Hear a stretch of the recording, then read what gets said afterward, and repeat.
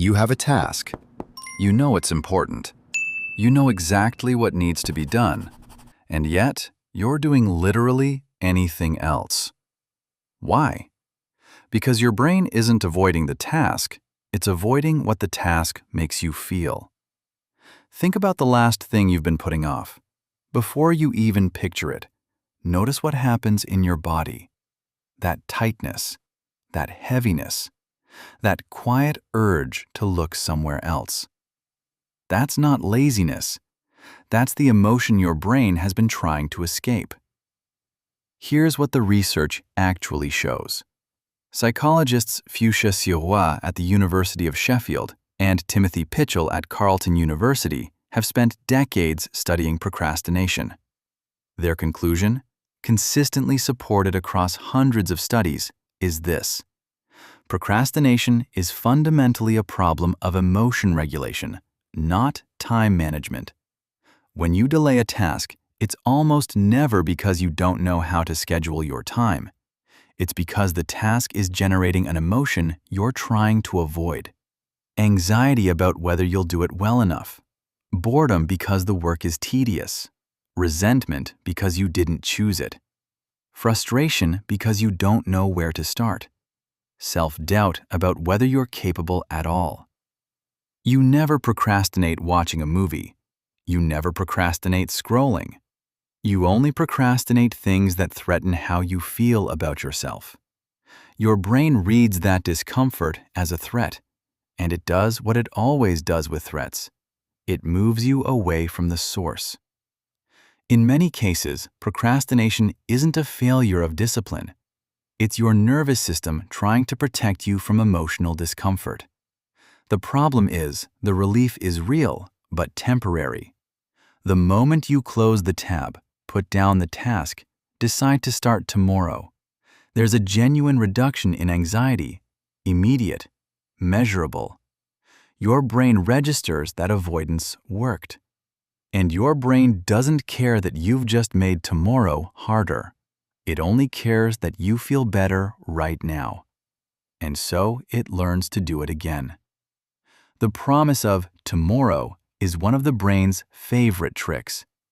It lets you feel responsible without having to act today. This is what researchers call the procrastination loop. Discomfort, avoidance, relief, learning, more avoidance. And the next time that task appears, the avoidance response fires faster and stronger than before.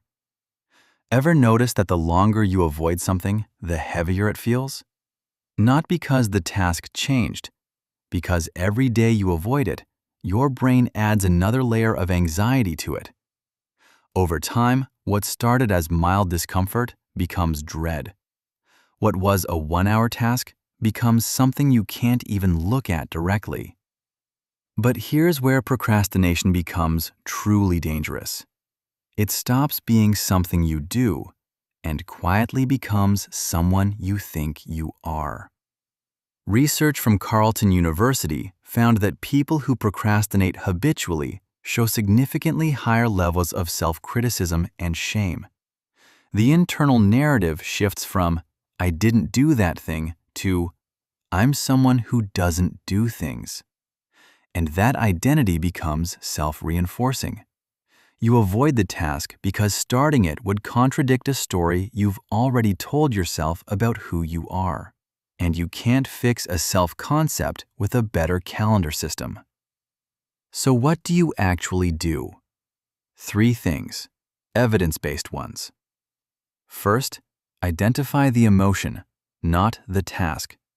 Don't ask, "Why am I not doing this?" Ask, "What am I feeling right now about this?" Name it specifically. Research from UCLA psychologist Matthew Lieberman shows that naming an emotion precisely reduces its intensity, measurably reducing activity in the amygdala. You're not just describing the feeling, you're weakening it. Second, shrink the entry point. The reason "just start" doesn't work is that starting the task carries the full emotional weight of the whole task. Start something so small it doesn't trigger the threat response. Not write the report, but open the document and write the date. Not work out, but put on the shoes.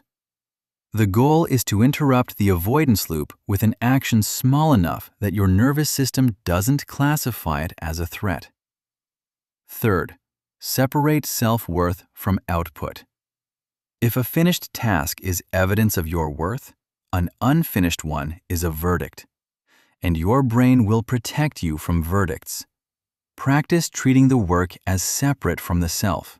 Not, I failed to do this, but this task didn't get done today. The language is not cosmetic. It changes what the brain treats as a threat.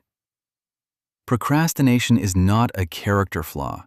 It's a coping mechanism your brain decided to keep using. The goal isn't to eliminate discomfort. It's to stop letting discomfort make your decisions. If this reframed something you've been struggling with, share it with someone who needs to hear it.